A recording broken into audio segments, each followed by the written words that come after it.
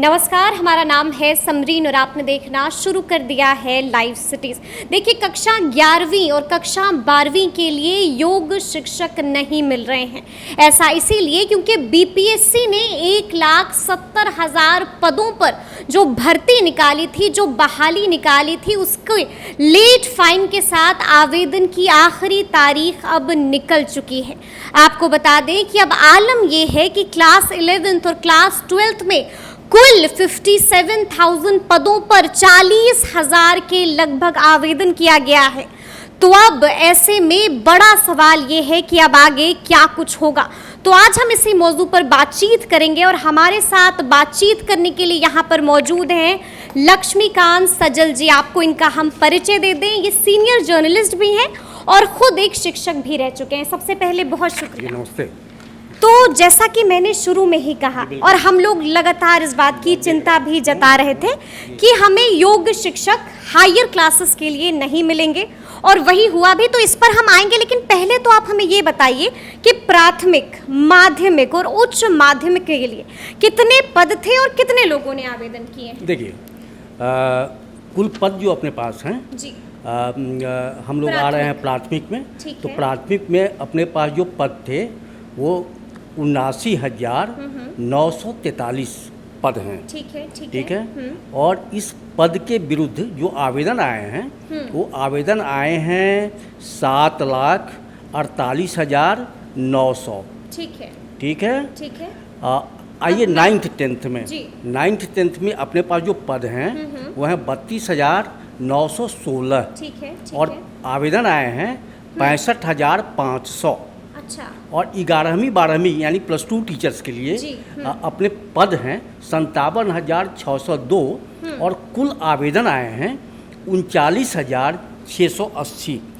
तो ये उच्च माध्यमिक की अगर हम बात करें तो उच्च माध्यमिक में जितने पद हैं वो भी भरे नहीं हैं, उतने भी आवेदन नहीं आए हैं। पद के मुकाबले में 68% ही आवेदन आए हैं। यानी 100 पद अगर हम मान लें तो 68 ही आवेदन आए। बाकी पद के अगेंस्ट में भी आवेदन नहीं आए।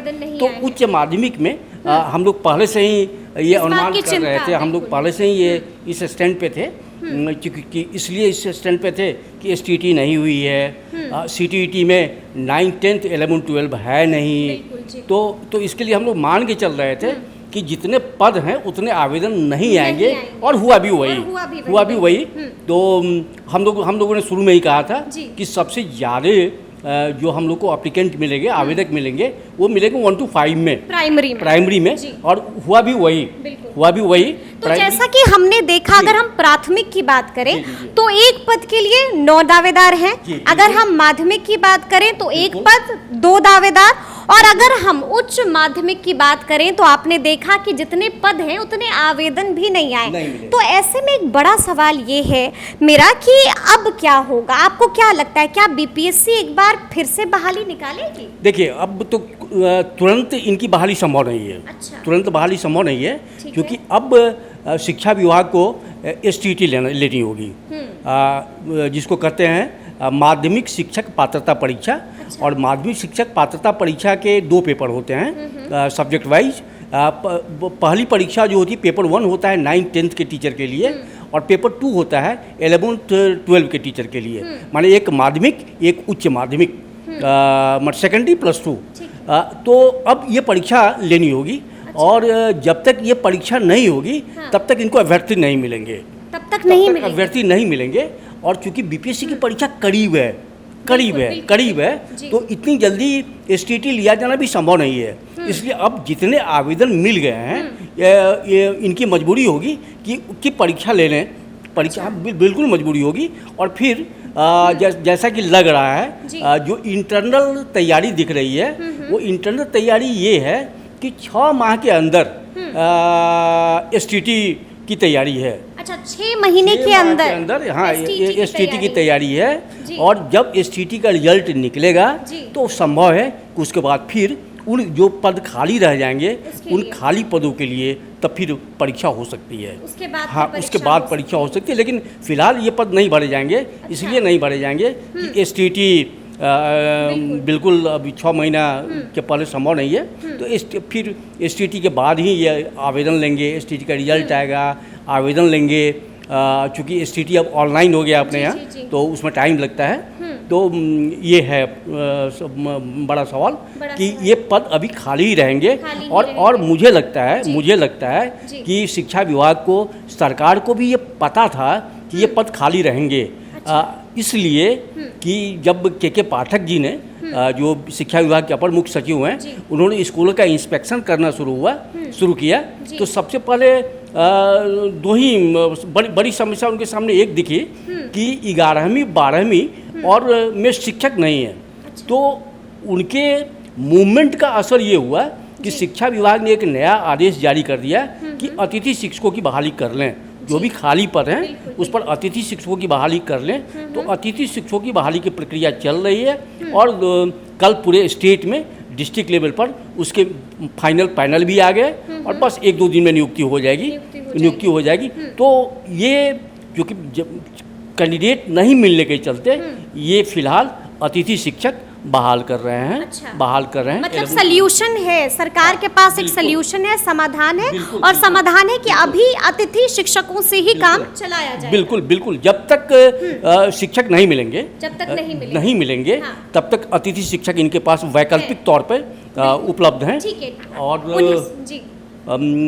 STT के बाद हो सकता है कि फिर से परीक्षा बिल्कुल हमारे पास तो 6000 हेडमास्टर के पद भी खाली है ना, तो हो सकता है एक साथ वो सारी प्रक्रिया पूरी हो जाए। ठीक है। अच्छा, हम ये भी जानना चाहेंगे कि नियोजित शिक्षक, जाहिर सी बात है जब कोई भी चर्चा होगी तो नियोजित शिक्षकों का जिक्र जरूर आएगा। तो हम ये भी जानना चाहेंगे आपसे, जब मेरी पहले बात हुई थी तो मुझे याद है कि बात ये हुई थी कि 5000 नियोजित शिक्षकों ने उस वक्त जो है आवेदन किया था। लेकिन अब जब अंतिम तारीख भी निकल चुकी है, बहाली की प्रक्रिया मतलब लोगों ने जो है लेट फाइन के साथ भी आवेदन कर दिया है, तो हम ये जानना चाहेंगे कितने नियोजित शिक्षकों ने आवेदन किया है? देखिए, अभी तक उसका स्पष्ट आंकड़ा सामने नहीं आया है, लेकिन जो अनुमान है करीब 60,000 से ज़्यादा नियोजित शिक्षकों ने आवेदन किया है। 60,000 से ज़्यादा नियोजित शिक्षकों ने आवेदन किया है। और आवेदन करने वाले नियोजित शिक्षक तीनों कैटेगरी के हैं। प्राथमिक शिक्षक हैं, 1 to 5 के हैं, माध्यमिक हैं और उच्च माध्यमिक भी हैं। उच्च माध्यमिक में संख्या सबसे कम है। जैसे मैं आपको बताऊं कि आप इसको ऐसे समझिए कि जिस विद्यालय में +2 में नियोजित शिक्षकों की संख्या 14 से ज़्यादा है, ठीक है, तो वहाँ मान के चलिए कि 2 टीचर ने आवेदन किया। दो टीचर ने आवेदन किया, ठीक है। और ज़्यादातर इसमें जो आवेदन करने वाले शिक्षक हैं वो 6ठे फेज के हैं और कुछ 5वें फेज के हैं, कुछ 5वें फेज के भी हैं। पहले, दूसरे, तीसरे और चौथे फेज के शिक्षक नहीं है इसमें, नहीं है। तो कुल मिला के तो मतलब या इसको हम ऐसे भी देख सकते हैं ना कि नियोजित शिक्षकों को कुछ तो खतरा महसूस हो रहा था, तो उन्होंने कहा कि अब आखिरी समय में नहीं, उन्होंने आवेदन कर दिया। अब परीक्षा में बैठेंगे या ना बैठेंगे, ये अलग बात है। एक चीज़ और आपको बता दूं कि नियोजित शिक्षकों में जो नैतिकता है, मैं उसकी बात कर रहा हूँ। नियोजित शिक्षकों के एक बड़े संगठन के एक पदधारक ने आवेदन किया। अच्छा, आवेदन किया, लेकिन आवेदन करने के बाद उन्हें एहसास हुआ कि संगठन का जो ऐलान है आवेदन नहीं करने का, उन्होंने उसका उल्लंघन किया है, तो उन्होंने अपने पद से उसी समय त्यागपत्र भी दे दिया। त्यागपत्र भी दे दिया। तो नियोजित शिक्षकों की संख्या आप ऐसे देखिए ना कि 4.25 लाख नियोजित शिक्षक हैं, और 4.25 लाख में अगर 60,000 नियोजित शिक्षकों ने आवेदन किया है तो उनकी संख्या कुछ नहीं है। और ये आवेदन भी ज़्यादातर जो पढ़े हैं वो 1 to 5 में पढ़े हैं और 9th-10th में पढ़े। ठीक है, एक और सवाल मेरा होगा कि डोमिसाइल पॉलिसी को हटा दिया गया था, तो हम ये जानना चाहेंगे कि जब लेट फाइन के साथ आवेदन की आखिरी तारीख निकल चुकी है तो बाहर से कितने लोगों ने अप्लाई किया है? देखिए, बाहर से अब तक जो संख्या मेरे पास है, उसमें कुल जो आवेदन पड़े हैं उसका 38.56% बाहरी आवेदक हैं। अच्छा, और जी। अगर आंकड़ों में बात करें तो 3,12,560 आवेदक दूसरे राज्यों के हैं। 3,12,560 आवेदक दूसरे राज्यों से आए हैं और ये भी इनकी संख्या भी 1 to 5 में है। हम लोग पहले ही मान के 1 to 5 में है। हम लोग पहले मान के चल रहे थे कि बाहरी राज्यों के कैंडिडेट 9, 10 और 11, 12 में नहीं मिलने जा रहे हैं, तो वो नहीं मिले, वो नहीं मिले। मतलब जो हम लोगों ने पिछले वीडियोस में बात की थी बिल्कुल वही, बिल्कुल जो हम लोगों का आकलन था, जो हम लोग का कैलकुलेशन था, उसी के लगभग है। बस वहीं पे है, लगभग नहीं, बस वहीं पे टिका हुआ है। और अब वही ऑप्शन है, वही विकल्प है शिक्षा विभाग के पास कि फिर वो STT ले और तब जाके 6 महीने के अंदर STT ले और उसके बाद फिर आप बहाली निकालिए।